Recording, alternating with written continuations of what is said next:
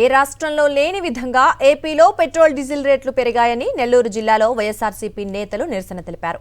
ఎన్నికల ముందు పెట్రోల్ రేట్లు నియంత్రిస్తానని చెప్పిన చంద్రబాబు అధికారంలోకి వచ్చాక మోసం చేశారని కాకాని గోవర్ధన్ రెడ్డి విమర్శించారు. వ్యాట్ తగ్గించి సామాన్యులపై భారం తగ్గించాలన్నారు.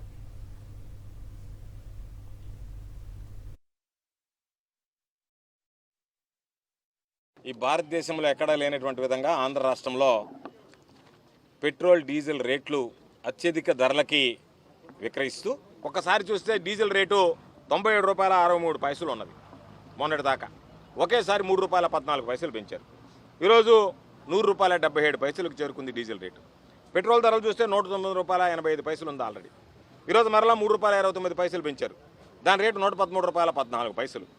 ఈ రోజునటువంటి పెట్రోల్ రేటు ₹100.77 కానీ డీజిల్ రేట్ ఏదైతే ఉందో ₹113.14 కానీ ఈరోజు భారతదేశంలో ఏ రాష్ట్రంలో కూడా లేని.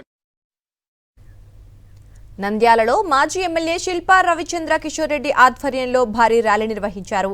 పెంచిన పెట్రోల్ డీజిల్ ధరలను తగ్గించాలని డిమాండ్ చేశారు. ప్రజలపై కూటమి ప్రభుత్వం భారం మోపుతోందని శిల్పా రవిచంద్ర కిషోర్ రెడ్డి మండిపడ్డారు. ప్రజలకు మాయమాటలు చెప్పి అధికారంలోకి వచ్చిన చంద్రబాబు మోసాన్ని ఎండగట్టి బుద్ధి చెబుతామన్నారు.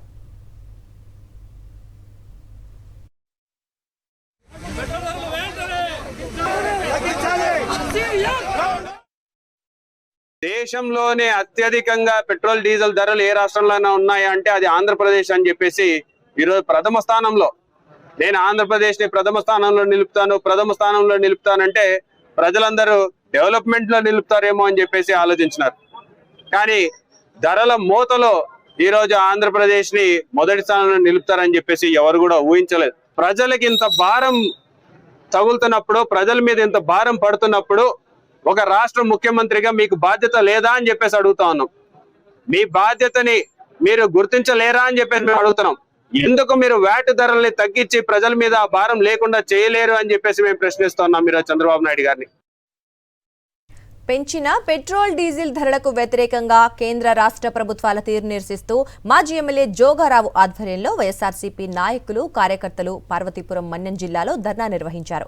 ఇంధన ధరలు సామాన్యులపై భారం పడుతోందని వెంటనే తగ్గించాలని కోరుతూ పార్వతీపురంలోని వైఎస్ఆర్ విగ్రహం నుంచి కలెక్టర్ కార్యాలయం వరకు ర్యాలీ నిర్వహించారు. అనంతరం కలెక్టర్కు వినతి పత్రం అందజేశారు. ఈ కార్యక్రమంలో వైఎస్ఆర్సీపీ నాయకులు, కార్యకర్తలు పెద్ద ఎత్తున పాల్గొన్నారు.